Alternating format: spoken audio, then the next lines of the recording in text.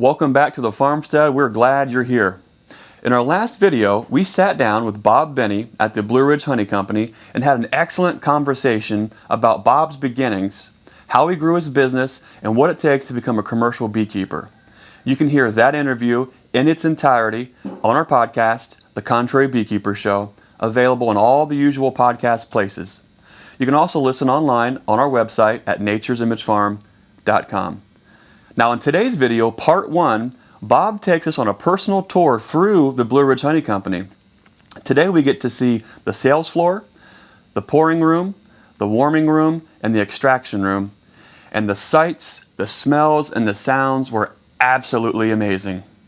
We hope you enjoy this video of Bob at the Blue Ridge Honey Company.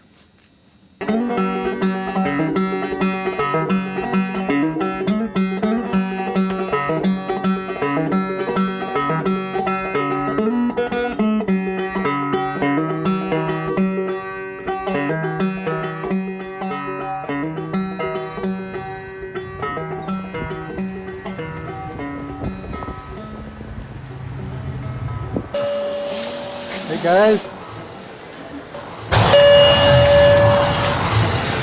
welcome. Thanks for having us. Absolutely. These guys are called the Contrary Beekeepers from Ohio. This is Marilyn, and this is Molly, and this is Tara. Hi guys. And there's another one that has a day off named Amanda, and when you call in the store, you're likely to get one of these 4 girls. So they're getting famous too. If you look through that door, you'll see my wife Suzette right there doing all the bookwork. We just call this the educational space. It's not a big room, but we have pictures from the old days and books, and we have our observation hive.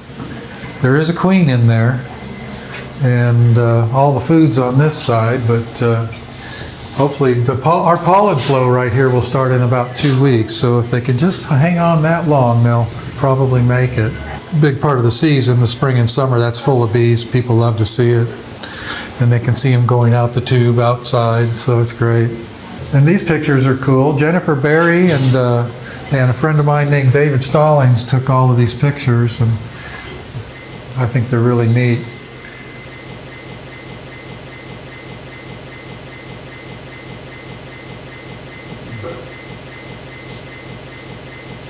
That's my favorite t-shirt right there.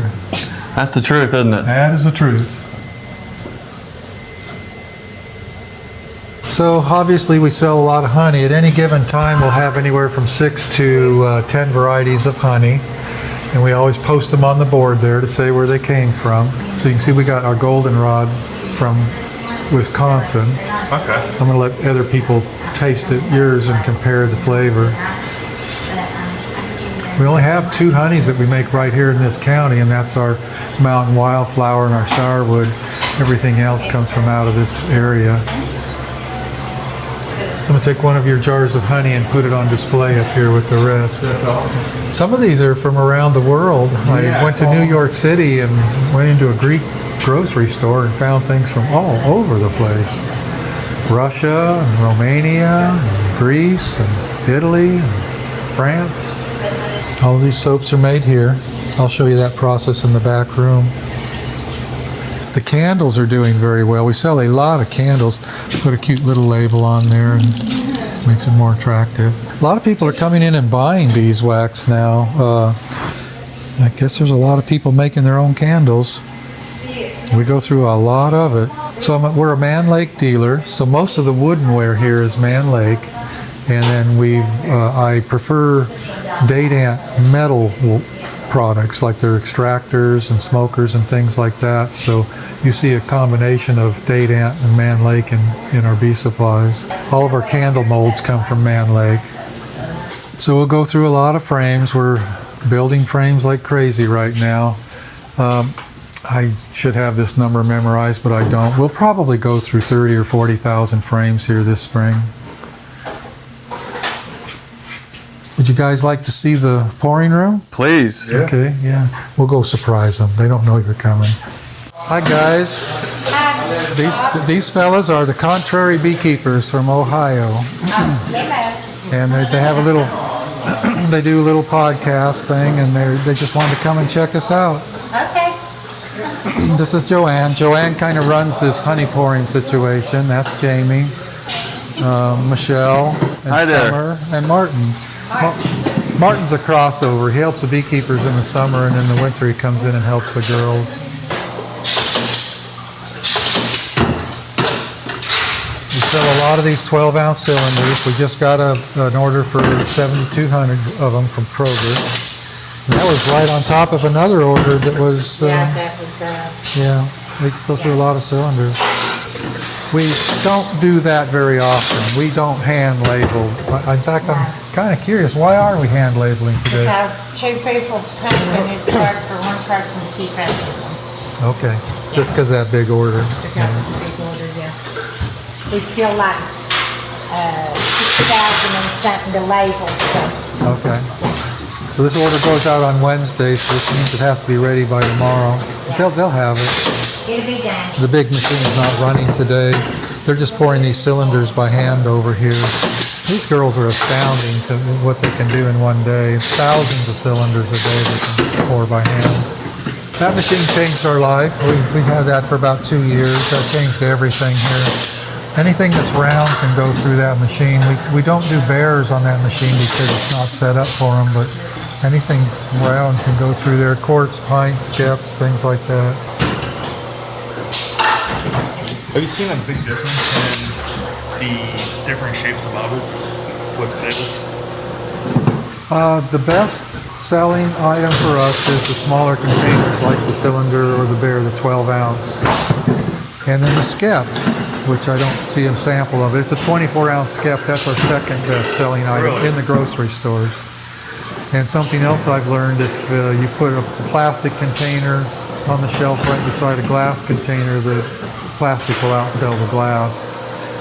It's slowly changing though. 5 years ago it was a big dramatic difference. These days more and more glass is being purchased, I believe, because people are becoming more aware of the problems with plastic and food. Obviously we only use food grade plastics, but I'm not sure you can ever get away from a little bit of that leaching from the plastic. Glass, you don't have any of that. We sell a lot of quarts. When it comes to glass, we go through more quarts than anything. We literally buy quarts by the semi-load. Every few weeks, a semi-load of quart jars comes in here. So what we do is we use pressure-sensitive inserts in all of our caps, so we don't use the shrink seal. You have to be sealed somehow, tamper-proof.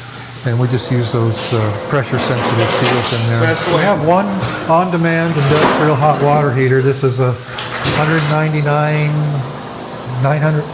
999 BTU hot water heater on demand. And it's running most of the time. It depends on how many tanks are on. We're not trying to get the honey really hot. We're not trying to pasteurize at all. In fact, if you look at this closely, well, that one's off. Usually they're set on 95. 95 degrees is where we like to bottle. And we try not to leave it there very long. We go through these tanks really fast. In some cases, they're filled one day and they're empty the next. We blend about 30 drums at a time. And when they're going wide open, they can go through 30 drums in about 3 days. So they're not double jacketed. They just have a water bath underneath. Yeah, my brother-in-law turned me on to that. He makes tanks for a soup kitchen in LA, and he said, Bob, you don't need to double jacket the tank. Heat rises. Well, duh. And you just run that hot water into the bottom and the heat rises through the tank. We have to keep the hot water in the bottom about 10 or 15 degrees hotter than what we want the product. And it works just fine. Now, if you were trying to heat honey up to 160 degrees, that'd probably be a different story, but we're not trying to do that. This is our extracting room, but in the off-season, it just turns into storage and things like that.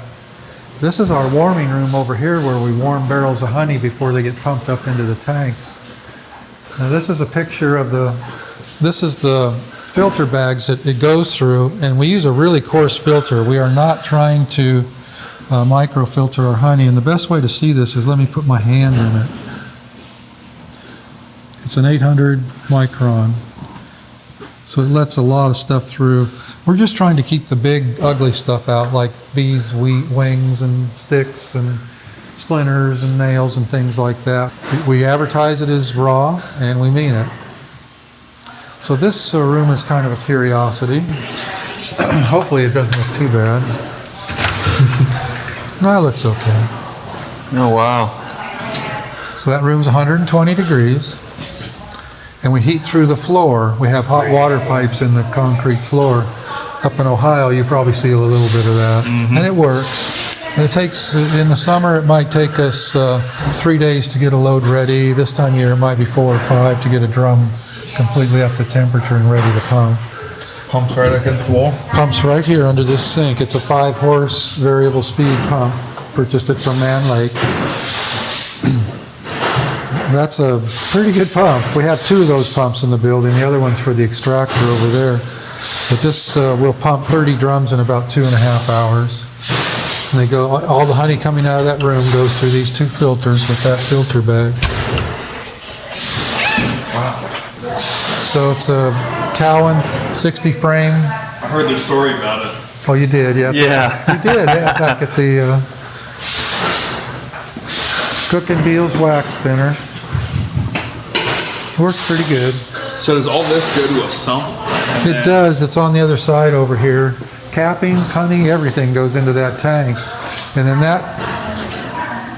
they call it a progressive cavity pump. That pump will pump it up through this preheating tube. The ideal temperature for everything to hit this wax spinner is 95 degrees. It's most efficient at that temperature. So everything goes through that preheat tube, brings it up to 95 before it drops into the wax spinner. This thing changed my life. This was a huge step in our efficiency and our ability to run more colonies and be more productive. When I bought this thing, I only had about 500 colonies, and I instantly was able to grow to 1,000 and handle it. Wow. Before that, I was using 220 frame date ant extractors, which could hold 36 mediums. And then we had a little Cowan, they called it a mini on capper at that time. We're just on cap 1 comb at a time, and took 2 people. And we could, on a good day, we could do 100 supers. Now with this thing, at 1 person on a good day, when all your ducks are in a row, you can do 200. Wow. Would you say uncapping always seems to be a bottleneck as any For everybody, yeah. as you scale, no matter what size scale? Well, this on cap, this just simply called a Cowan on capper. It actually goes faster than you can do it. It will on cap 2 supers a minute. Wow. If you can keep up with it. So this is another room that's